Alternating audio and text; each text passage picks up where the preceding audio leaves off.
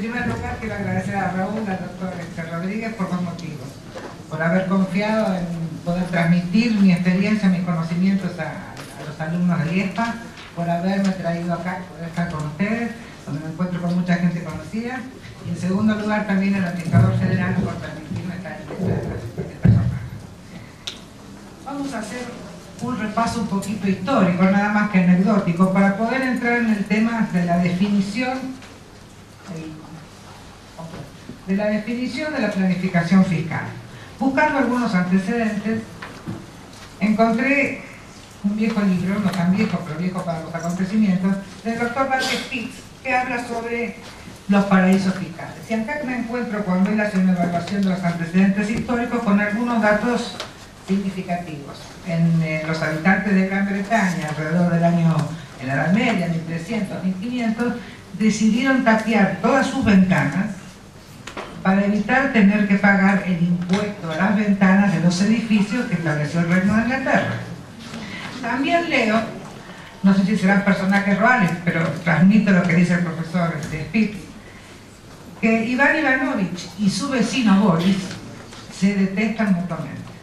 No obstante, decidieron tirar abajo la pared medianera que separaba sus casas para evitar así tener que pagar dos impuestos a las viviendas familiares y hacer un solo pago a la vivienda. Otra historia que no puedo verificar si es real, pero que la escuché por televisión hace poco, hablando unos famosos panaderos que cocinan en televisión, donde dicen que la historia de la famosa baguette francesa es un impuesto que decidió aplicar Francia sobre los panes redondos. Entonces, hoy venimos hablando acá de todo lo que nos tenemos que enfrentar, de todo lo que ha pasado, del contexto internacional que es, desde el punto de vista fiscal, amenazante pareciera, que nos desborda. Y en realidad estamos hablando del mismo problema desde que se inició el mundo. Primero, nadie quiere estar fuera, o dicho de otra manera, todos preferirían estar fuera del ámbito de imposición tributaria. En segundo lugar, tapiar las ventanas, tirar la pared abajo, hacer un pan más largo, ¿violó la ley o no la violó? Hoy no la podríamos saber. No conocemos, o yo por lo menos no conozco la legislación que había imperante en aquel momento. Tercer cuestión, no nos cabe ninguna duda que aunque no sepamos todavía qué es, tanto Boris como el señor que tapió la ventana, como el que inventó el pan baguette, todos hicieron planificación fiscal. Entonces, para entender qué es la planificación fiscal, primero pensemos, no es mi pretensión desde ningún punto de vista definir acá qué es ilusión y evasión, sino adentrarnos en el tema. Ilusión siempre es evitar que el hecho imponible se produzca. Evasión es, una vez producido el hecho imponible, ocultarlo, disfrazarlo, efectuar maniobras para que esa situación que legalmente corresponde ser tributada no sea conocida por el fisco. Entonces acá las consecuencias son absolutamente diametrales. En una pasa por la legalidad y en otra pasa por la infracción de la evasión detectable. Entonces, ¿cómo hacemos para diferenciar si una planificación fiscal es nociva, como se suele decir, una planificación fiscal que la doctrina habla de, la doctrina fiscal habla de economía de opción, de aquella planificación fiscal que no tiene otra finalidad más que de evitar la imposición? Hay una forma bastante sencilla de explicarlo, pero muy difícil de demostrarlo. Una planificación fiscal sería legal cuando no viola ni el espíritu ni la letra de la ley. Una planificación fiscal dañina es cuando viola tanto la ley, nos vamos a la evasión, cuando viola el espíritu y cuando en definitiva realiza actos jurídicos distintos a los que realmente tiene la intención de llevar adelante, o con efectos de los cuales tiene la intención de llevar adelante. Veamos un ejemplo concreto en nuestra legislación. Para los compañeros que son de otros estados les cuento. Nosotros tenemos un régimen especial en el sur del país. Estamos acá a medio camino de distancia entre el norte y el sur. de la 19640. Es un régimen promocional que si lo tuviéramos que evaluar a ver si es nocivo o no su aplicación, desde ya tenemos que decir que no lo es. Primero, porque es un régimen absolutamente transparente. Segundo, porque está sujeto a las obligaciones fiscales, excepto el pago, similares al resto de las contribuyentes. Tercero, porque está bajo la aplicación de la ley 11683, que es nuestra ley de procedimiento. Cuarto, porque está bajo el control de la AFIP. La AFIP tiene su área especial de control en esa zona. Y quinto, y no menos importante, es un régimen sobre el cual nosotros, Argentina, podríamos brindar información al mundo sin ningún tipo de problema. Entonces, imaginemos un señor que vive en Misiones, al norte de nuestro país, está decidido a no querer pagar más impuestos, que es la real intención de la decisión que va a tomar, se decide ir a vivir a Tierra del Fuego, a la ciudad de Ushuaia, al final del país. Este señor no violó la ley, porque la ley dice que no pagará impuestos si está en Tierra del Fuego, no violó el espíritu de la ley. ¿Por qué? Porque lo que va a dejar de pagar en el norte, por ser contribuyente, vamos a suponer un profesional que preste servicios, por ser contribuyente de impuestos a las ganancias, es un costo que el Estado ya estudió y evaluó cuando decidió generar un beneficio profesional de vía indirecta a través de la utilización de impuestos, pero que evaluó ¿por qué? Porque consideró estrategia política probablemente desarrollar esa zona. Entonces no nos cabe duda que si el señor se va a vivir y a ejercer su actividad, no se violó la ley, no se violó el espíritu de la ley, y todo lo que ese señor pueda hacer ahí está disponible para ser transmitido. Todo lo que ese señor pueda hacer ahí desde el punto de vista económico es posible de ser transmitido a los estados del exterior. Entonces, es fácil verlo, decirlo, pero es muy difícil analizarlo. Si este señor tiene mucho frío en el sur y decide volverse un poquito más a la zona del continente, donde no hay promoción, pero sigue facturando con su domicilio fiscal en el sur, está engañando a la administración. Entonces, por más que los actos parecieran ser acordes a la norma de la ley y al espíritu de la ley, realmente en los hechos la violó. La problemática va a ser detectar que este señor viajó. Probablemente no sea muy difícil porque si alquila una casa y no está alquilándola, podamos determinar que en realidad no está haciendo uso efectivo del beneficio. Todo esto es para decir, cuidado, la planificación fiscal puede tener un contorno de legalidad. La experiencia internacional está más preocupada por el otro aspecto, porque la planificación fiscal, al no ser un hecho aislado, al ser un hecho concreto, pensado, elaborado, desarrollado, y además donde hay un mundo de especialistas dedicados a esto, no es un hecho ocasional, no es un hecho que no obedeció, que fue casual, entonces obedece a una estructura realmente, como su nombre lo dice, planificada para quedar al margen de tributación. Entonces, si es legal o no es legal, es muy complejo en muchos casos de probar, tanto por parte del contribuyente como por parte de las autoridades fiscales. Si a esta situación le agregamos el condimento internacional, obviamente el tema se complica. ¿Por qué? Porque la problemática que nos involucra a todos acá, y desde el título de nuestro evento, es la característica de nacional de las administraciones fiscales y los negocios internacionales. Eso trae como consecuencia no solamente el accionar de la administración a nivel local, para lo cual hay muchos desarrollos, como nos han contado Gonzalo, para poder llevar adelante la función. Realmente la problemática general a nivel internacional es la legislación circunscripta a la soberanía fiscal de cada Estado, la acción de la administración fiscal suscrita al desarrollo internacional, al desarrollo de su jurisdicción.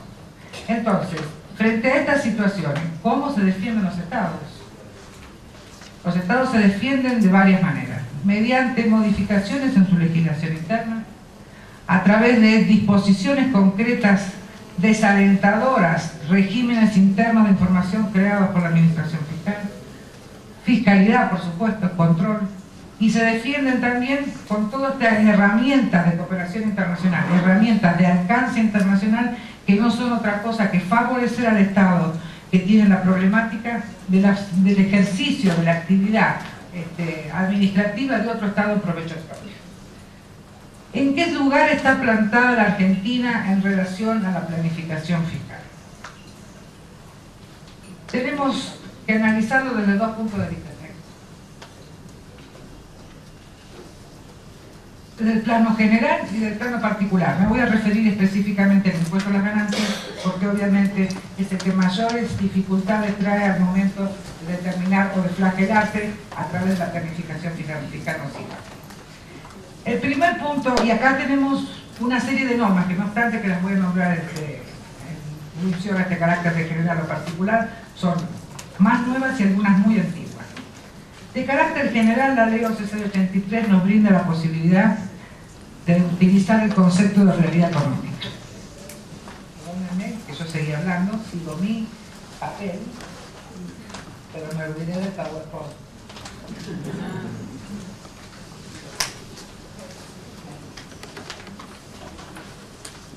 Bien, entonces, de carácter general, la 11.683 nos dice, a través del artículo segundo, en la medida en que los actos jurídicos llevados a cabo por el contribuyente no reflejen la realidad económica de la transacción, se puede recaracterizar la operación y darle el tratamiento fiscal que corresponda a la realidad económica que esa operación oculta. Esta es una herramienta muy valiosa, no es única en Argentina, en la legislación comparada hay estructuras similares que son, por ejemplo, la sustancia sobre la forma, el propósito de negocios. Entonces, acá tenemos la posibilidad, sin hablar de hablamos de ganancias, de cualquier impuesto que nos estamos en la ley 11.683, podríamos desvirtuar la forma de operar cuando el fisco determinara que es engañosa, que persigue un ardid, que está tratando de, por ejemplo, yo facturo una exportación y en realidad es el pago de un préstamo pagado en especie que no tributó intereses. Entonces empezamos con las complejidades. Si lo puedo demostrar, la puedo utilizar. Una presunción que es más nueva, es del año 2003 en adelante, es la de prevista a continuación del artículo 18. Este artículo contiene las presunciones legales. Este artículo prevé que todo ingreso de fondos de paraísos fiscales, hoy diríamos de estados cooperativos, de estados no cooperativos, será considerado un incremento patrimonial no justificado en la medida en que no se demuestre que provienen de una actividad efectivamente realizada en el exterior o de fondos colocados en el exterior. Esto es muy importante. Si yo no puedo demostrar que no tuve actividad en el exterior, en ese paraíso fiscal, y los fondos los reingreso al país, estoy en problemas. Esta es una forma muy cruda de aplicar una norma, no solamente anti-paraíso fiscal, sino una norma anti-elusión fiscal. Si yo oculté, no lo hice, si yo derivé fondos a una sociedad en un paraíso fiscal, en algún momento voy a querer utilizar esos bienes, en algún momento voy a querer incrementar mi patrimonio acá. Si yo tengo mayor patrimonio, si tengo mayor nivel de gastos, y el fisco me pregunta ¿cómo lo logró? No le puedo decir al fisco, mire que yo tenía una inversión en el paraíso fiscal. Lo puedo decir, pero si no hubo actividad real económica, no lo puedo justificar. La Argentina ha tenido muchos casos de utilizaciones de empresas pantallas en los cuales realmente se derivaba patrimonio y después se pretendía justificar los nuevos patrimonios locales en función al ingreso de estos orígenes. Vamos al impuesto a las ganancias. El impuesto a las ganancias hoy, en el artículo 18, define el tratamiento de las importaciones y exportaciones. Es un artículo 8 nuevo. Perdón, que tengo de espalda. Es un artículo 8 nuevo, remozado, la última remoción, la última reforma la tuvo en el año 2003, pero realmente su origen es del año 1943. Ya en aquella época, por un decreto de ley, se incorporó una estructura de lo que sería el régimen de precio de transferencia un poco no adecuado a las normas de hoy, actualmente más rudimentario, que impedía que las empresas exportadoras de carne y de cereales en aquel momento, que aportaban a través de sus matrices o de sus vinculadas en el exterior, se quedaran con parte del precio de la actividad acá. Nada nuevo para nosotros hoy. Nada nuevo para la Argentina hoy. O sea que aquello que pasaba en el 43 vuelve a suceder o vuelve a hacerse notorio en los primeros controles de precios de transferencias. Ese artículo 8, ¿cuál es la presunción que tiene? que las importaciones y exportaciones entre sujetos vinculados deben pasar por el test de precio de transferencia, que las operaciones de importaciones y exportaciones entre sujetos independientes de bienes que tienen cotización en mercados transparentes no pueden ser tratados en el impuesto un valor que no sea ese, salvo prueba contraria. Y además exige al fisco de los sujetos independientes presenten una declaración jurada al fisco donde le demuestren qué resultado obtuvieron de las exportaciones o qué resultado obtuvieron a partir de lo que importaron. No es poca cosa que el fisco pueda contar con esta información. No es es una herramienta valiosa que el fisco, que el legislador no le da en resguardo a la base imponible nacional esta posibilidad. El régimen de precio de transferencia. El régimen de precio de transferencia surge a partir del año del 31 de diciembre del 98. Es un régimen que se aplica para todo tipo de operaciones según nuestra legislación, realizadas con sujetos vinculados del exterior, o sea que tenemos más de una jurisdicción fiscal, problemática internacional, operaciones internacionales no llevadas a cabo de acuerdo al principio del operador independiente, así lo dice nuestra ley, porque ¿qué ocurre acá? Como no hay posibilidad de hacer una operación entre vinculadas donde estén presentes las fuerzas de mercado, es muy fácil que a través de la modificación de un precio, el precio como elemento componente de la cuenta que nos permite determinar la base imponible del impuesto, ya sea un precio de una venta o un precio de una compra, entonces sería muy fácil, que vamos a ver ahora las problemáticas que tenemos con BEPS, derivar esa renta hacia otro sujeto, vaciar el impuesto a las ganancias en el lugar de mayor tributación, supongamos en Argentina, derivarla a empresas que no pagan, como nos pasó con el tema que voy a comentar ahora.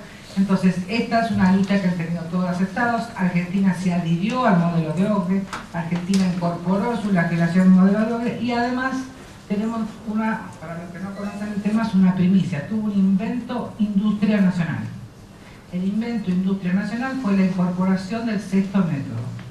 Este método tiene por finalidad, Argentina en su legislación lo considera método de precio de transferencia, tiene por finalidad ponerle un precio determinado que surge de la comparabilidad de las operaciones que se fiscalizaron a través de la gestión de fiscalización a partir de los años 2008-2007, donde se detectó que la mayoría de las exportaciones de commodities en ese momento se hacían de manera triangular. ¿Qué significa esto? La operación tenía dos rutas, una ruta documental, yo facturo un paraíso fiscal, el paraíso fiscal refactura una o varias veces a otro señor, hasta que finalmente en ese circuito se refactura al destinatario final. La mercadería en todo ese proceso de string de facturaciones no se movió de la Argentina y en algunos casos, en aquella situación, no se había plantado el cereal. Entonces, el régimen de precios de transferencia trata de asignar rentabilidad a cada jurisdicción en función a los activos, riesgos y funciones. ¿Esto qué significa? A la actividad realmente realizada en su jurisdicción, que es lo que hoy quiero reforzar la obra. Entonces, si nosotros analizamos por lo menos aquella historia, cuando se facturaba la exportación, a un precio bajo obviamente, había una serie de refacturaciones en el camino, la mercadería no había sido movida de la Argentina, en algún caso no había sido plantada, todos los activos, riesgos y funciones, ¿dónde estaban? En Argentina. Había que plantar la semilla, cuidarla, sembrarla, el productor probablemente rezar para que llueva o rezar para que no llueva demasiado, embarcarla, cosecharla, y si no se quedaba sin producción tenía que salir a comprar para asegurar su negocio. Entonces la mayoría de los activos, riesgos y funciones estaban acá, y en esa refacturación de operaciones quedaba, en los casos más modestos, un 40 o un 50% de rentabilidad en el paraíso fiscal, que se analizaron como sujetos pantalla, o sea que no tenían representatividad económica para llevar adelante una actividad que justificara mover mucha cantidad de dinero. Les comento este tema porque también cuando veamos BEPS van a ver que es un tema que está en discusión hoy a nivel internacional. Entonces, a nivel de precio de transferencia tenemos una ley acorde a la legislación internacional. Tenemos un método específico para nuestra problemática, que además fue copiado por varios, introducidos porque justamente tienen el mismo problema, Perú, Ecuador, Venezuela y otros países, está siendo defendido ferozmente desde el punto de vista del efecto que ha generado por México, por algunas instituciones de las Naciones Unidas, creo, el BID. Así que es un método realmente industria nacional. Pago de renta de fuentes extranjeras a sujetos del exterior. ¿Qué implica esto desde el punto de vista de la planificación? Esta es una medida que no es nueva, es una medida de resguardo contra la planificación, porque ¿qué implica? Nuestra legislación determina que algunos conceptos que son girados al exterior, generan renta de fuente argentina. La única forma de tributar es a través de la retención en la fuente en el momento del pago.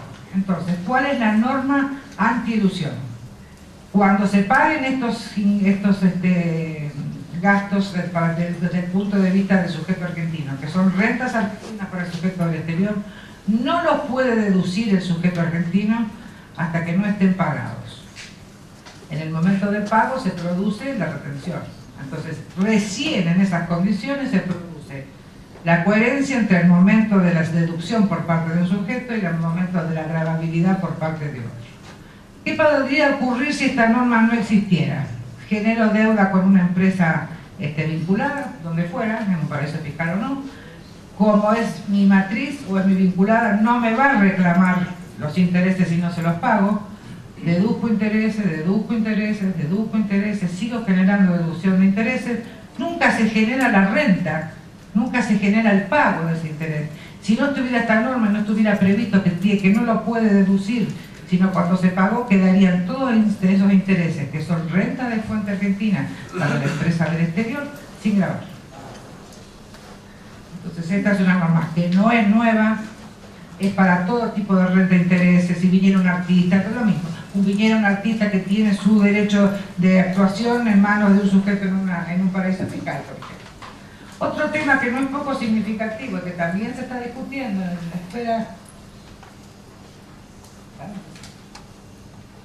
la esfera de los precios de transferencia, es la problemática que se genera cuando, por ejemplo, un intangible se desarrolla en un estado de alta tributación. Pongamos por ejemplo Inglaterra, Estados Unidos. Ese intangible de alto valor va generando gastos que son imputados por la empresa que desarrolla esa investigación en el país de radicación, en el país donde se hace esa actividad. En el momento que el intangible, marca o patente, es consistente, se vende a un sujeto vinculado que puede estar en un paraíso fiscal. Esa operación, ese intangible es probable que se venda a un valor poco significativo desde el punto de vista comercial, y en el momento de la explotación del intangible todo se hace a través de la empresa en el paraíso fiscal o de la empresa con baja tributación. ¿Qué ocurrió acá? Un estado se quedó con todo el gasto y en otro estado que probablemente no tribute se queda con toda la utilidad. Entonces, nuestra legislación, esto es muy factible y es muy complicado en los países desarrollados porque no tienen límite a la deducción por estos conceptos. O sea que si yo contratara en Estados Unidos una patente, una marca de invención o un know-how, podría deducir hasta el 50, 60, 70% del gasto que me genere, del beneficio que me genera, porque normalmente esto se paga a través de cánones. Como se paga a través de cánones, se fijan, por ejemplo, a través del monto de ventas de esa marca. Y yo podría deducir en Estados Unidos 50, 60, 70% de esa marca. La tributación va a ser al cierre del ejercicio en el momento que se declara la renta. Es dificultarle al contribuyente la realización de estas operaciones de esta manera, porque el fisco argentino ha detectado que de esta manera se hace planificación fiscal y se ahueca la base impositiva. Además, el fisco argentino tiene dictadas un montón de normas significativas en materia de planificación fiscal internacional que significan el aporte de información directamente por el contribuyente argentino. Por ejemplo, toda la metodología de las operaciones de precios de transferencia, importaciones y exportaciones para impuestos a las ganancias de sujetos independientes, declaración jurada anticipada de servicios, declaración jurada anticipada de actividades deportivas, una serie enorme de información. Me están corriendo, ya me voy. BEPS. BEPS. ¿Qué significa BEPS? Por su sigla,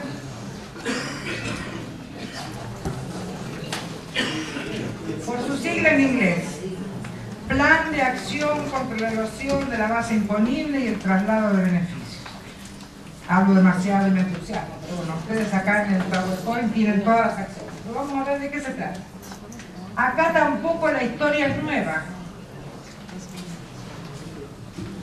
La problemática del traslado de beneficios, porque yo deslocalizo actividades o porque yo mal uso un convenio, no es un tema nuevo en el mundo, y como vemos, todo este movimiento es posterior a la incorporación a la ley de ganancias de todas estas medidas que no son más que haberse adherido a una conducta internacional.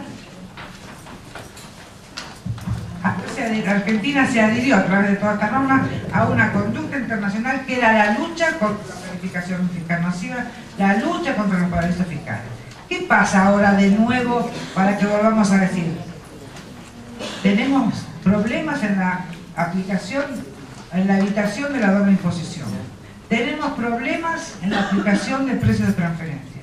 Tenemos problemas en desarrollar la en resolver los problemas que no puedo resolver con la aplicación de los CDI. Tengo problemas en no poder parar el abuso inadecuado de los convenios para la imposición.